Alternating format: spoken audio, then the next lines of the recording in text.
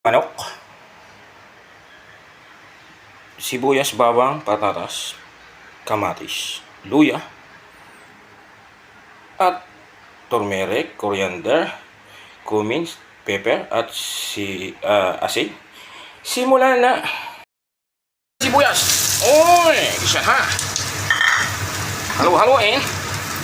Ito na po.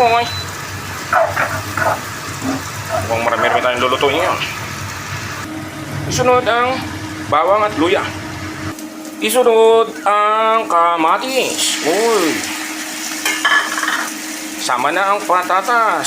Sabay-sabay na yan. Isunod na po natin ang main event. Kakarok, manok, ayam, chicken. At ito na po ang ating pampalasa. Turmeric, coriander, cumin, pepper, at asin. Ayan na po, at malapit nang maluto ang ating chicken curry. Buhusan na ng kumukulong tubig at lutuin ng 15 to 20 minutes.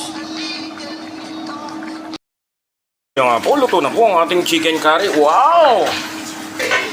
Chicken curry cooked by PJ style. Plating na po tayo. Ay, hindi pala. Casserolling.